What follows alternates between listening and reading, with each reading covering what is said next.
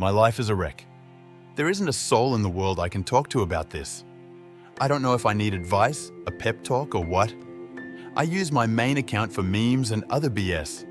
But I made this throwaway because I'm going mad trying to cope. Life has pushed me to the edge, and I'm struggling to find my integrity. Yet I question what actually are the righteous things to do, say, and think. I guess to begin, I need to explain that I'm typing this in a hospital room. Yesterday, around 7:30 a.m., my wife and I were involved in a wreck.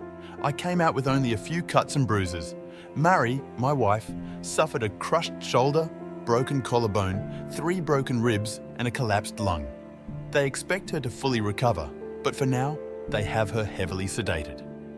Having to type this out on a phone is a daunting task. But at the moment, I have the time to push through, even if I'm not sure I have the will to do it.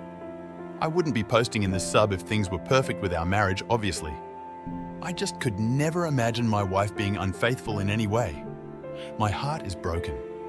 I feel incomplete, like part of me is missing. And the saddest part of all, that part is sitting a mere 3 feet away from me. I had felt us growing apart over the last 3 months, but I couldn't come up with a reason why. We are both 34. Mary and I have known each other since we were children. We began dating in high school and all the way through college. She is the only woman I have ever done anything of a physical nature with. Up until recently, she could say the same. We married a year after college and had our first child, Michael, a year later. 3 years after my son was born, Carrie, our daughter, began a life of me trying to spoil her rotten. I love my kids more than life itself. If not for them, I'm not sure I would be here right now. They were not involved in the wreck, thank God. They were spending the night at my parents'. We were due to fly down to Florida for a cruise yesterday afternoon. Obviously, that is all cancelled. But my wife decided to go out with her best friend, even though I urged her to get home and not drive around in the snow. She swore she and her best friend Rebecca were just going to have a few drinks since they wouldn't see each other for a week. I went to bed and slept like a baby until about 5 a.m.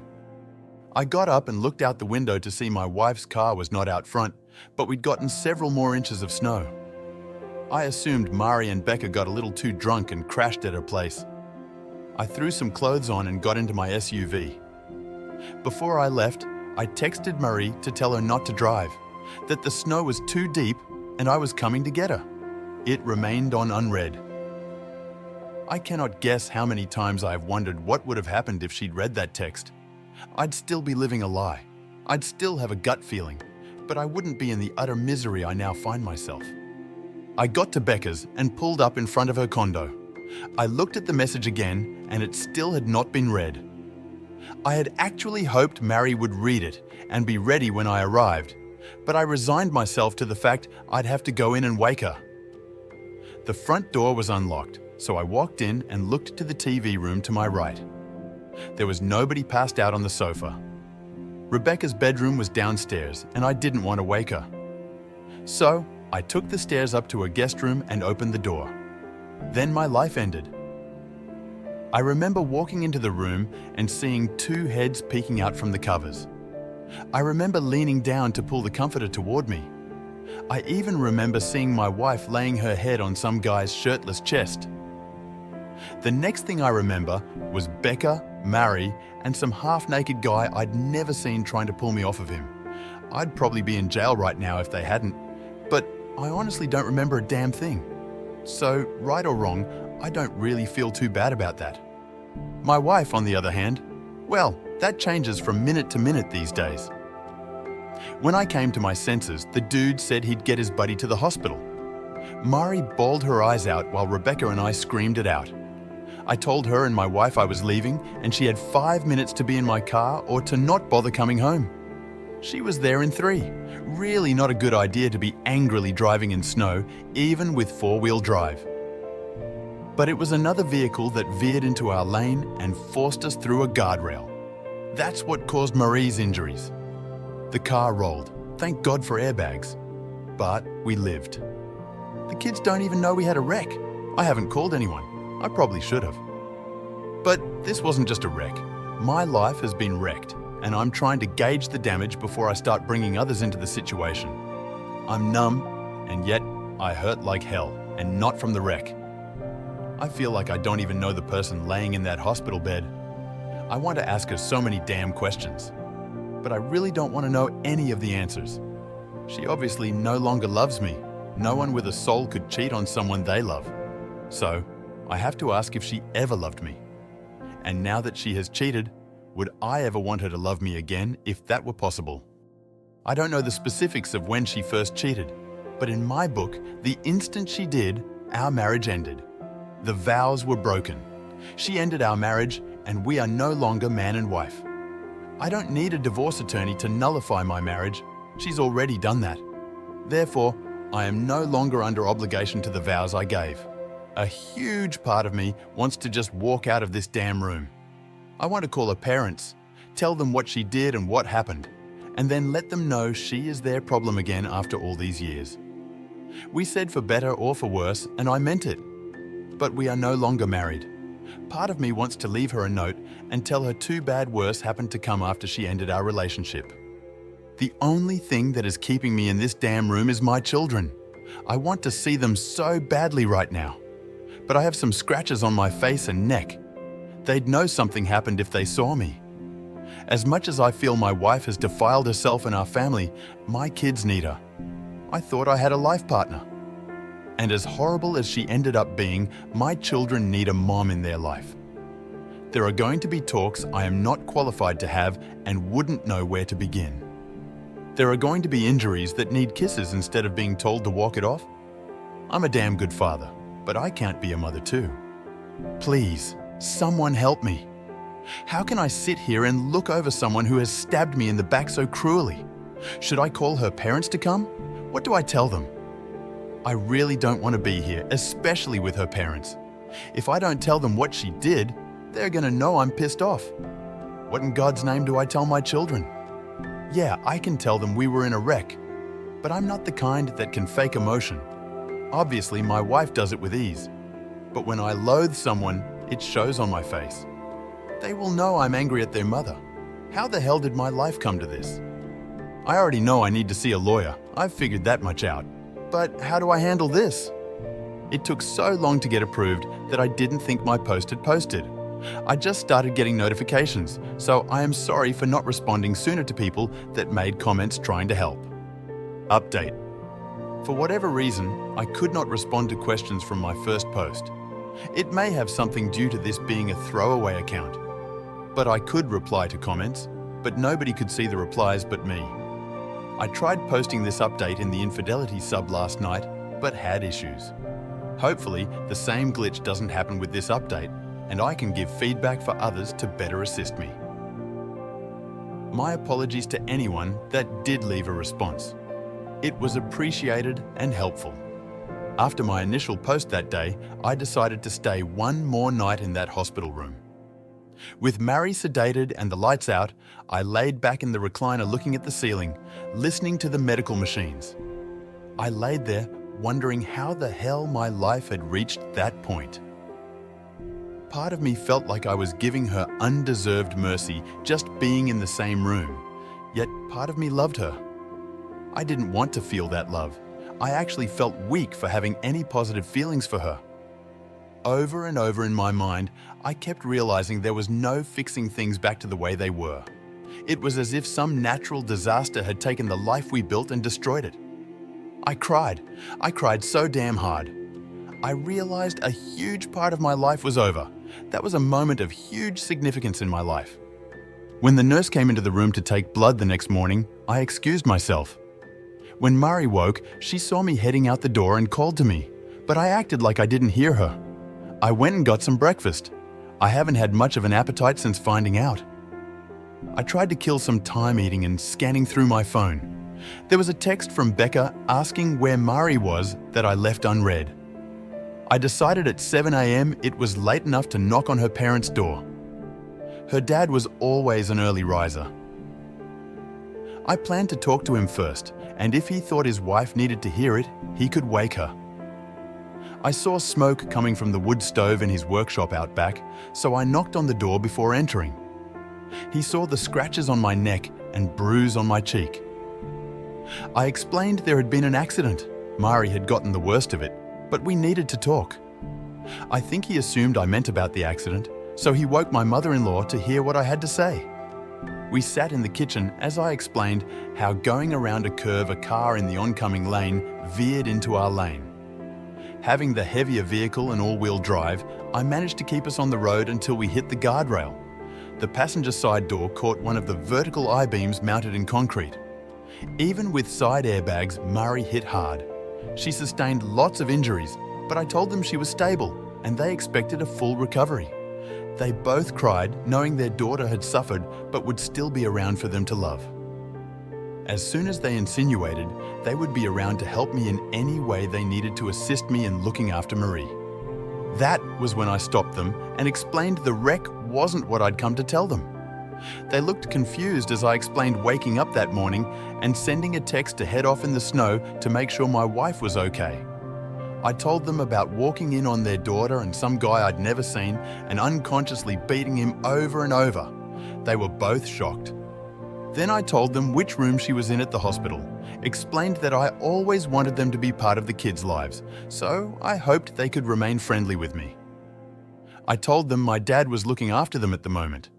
Still, I was divorcing their daughter as she had broken our vows and was no longer my wife. I was leaving their place and driving to my dad's to tell the kids about the wreck. I was also going to inform them that we were splitting up and wouldn't be together anymore. I wasn't going to tell them their mother is a cheater.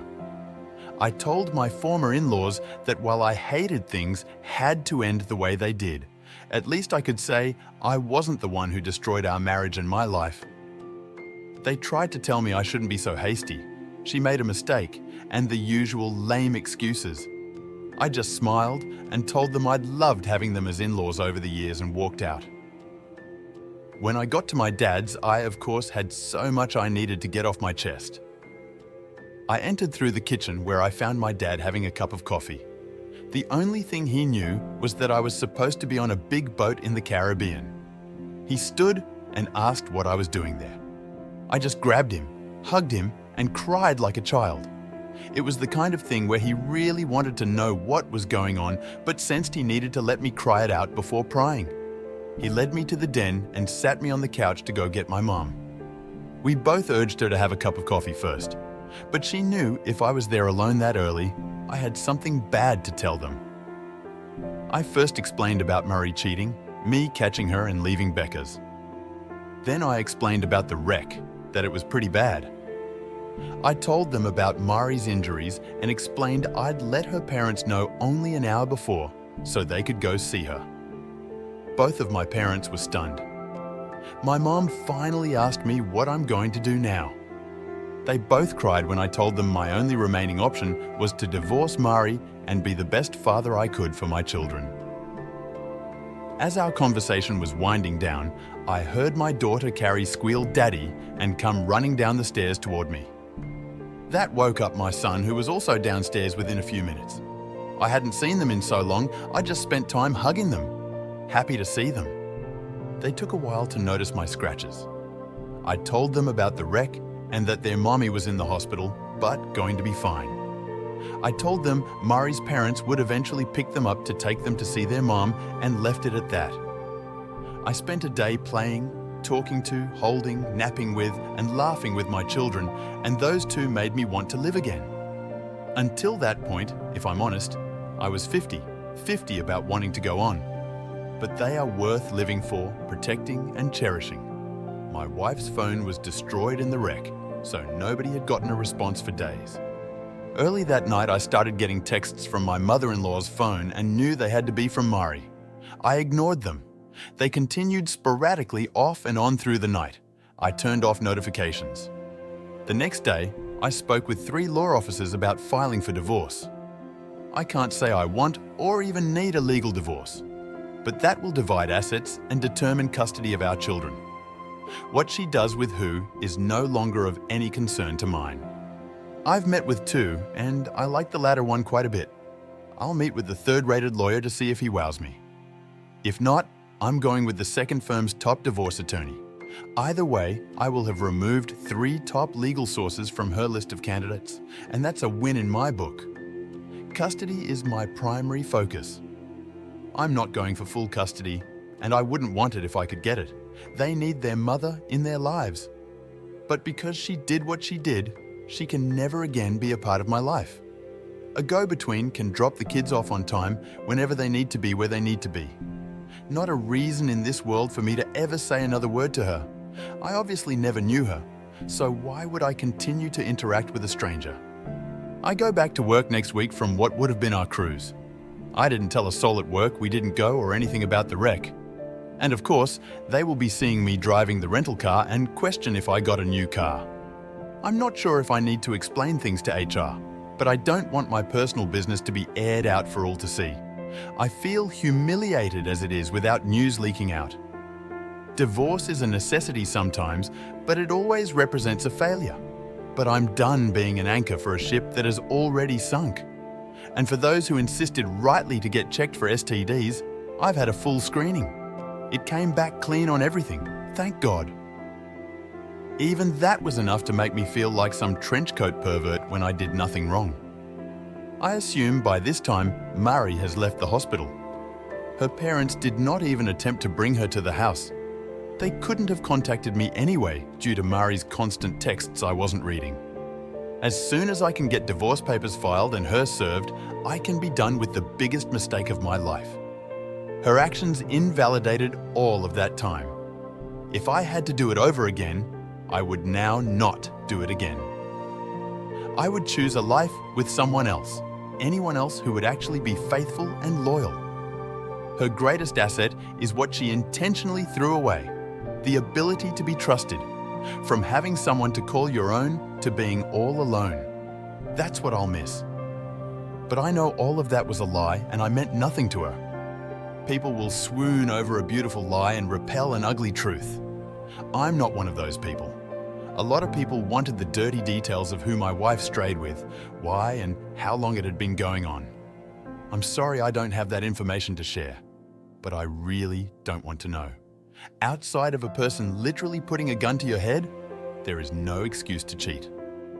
Beyond that, when you have made a life bond, you have sworn to uphold and make the decision for the other person to ruin it, you are vile. I wish to God I'd never met her and had taken a chance on someone, anyone else. She had no right to give me a life and then take it all from me against my will. The man I was before her betrayal will never exist again. The woman she was never existed, and the life I had is a facade in ruins nobody wants to live in. Nobody. First of all, take a breather. Yes, you should call her parents and ask them to take care of her because you are mentally and physically in no condition to help her, even if you would want to. Also tell them what she did. Don't start to lie for your wife. She has lied enough, and these lies need to end right now. You need someone to talk to and to let your emotions out. So look for a good friend or a family member that you trust and talk to them. Don't make any life-altering decisions right now while your emotions are so raw. What you need now is distance to your wife and time to process and understand what she did there. This was not a one-time thing or something that happened out of a moment. This was long planned, and probably her long-term affair partner, maybe not even her first affair partner. If she has stayed before at Becca's place, then you better expect to know now why she stayed there. Please stay away from alcohol and drugs. They won't help you. Your marriage is over, and the woman you thought she was never existed in the first place. That was only the idea you had of her. Now you know who she is and what she is capable of, and sooner or later you need to ask yourself the question, if you would ask this woman to be your wife as well, or if that kind of woman is not a woman you would want by your side. In the end, she never wanted to come clean, never wanted to end this and keep on to make decisions for her affairs and against you. She got supported in that by her best friend, but in the end, this all only happened because she wanted this to happen. Good luck and stay strong. And please get tested for STDs, better safe than sorry. The auto accident and the cheating are two separate things. You got her to the hospital. She's in good hands. She can make arrangements for her rehab. She gutted you. You don't owe her your life anymore. I think the same way. When she lied to me and spread her legs for another man, the marriage is over. morally, ethically, emotionally, spiritually over.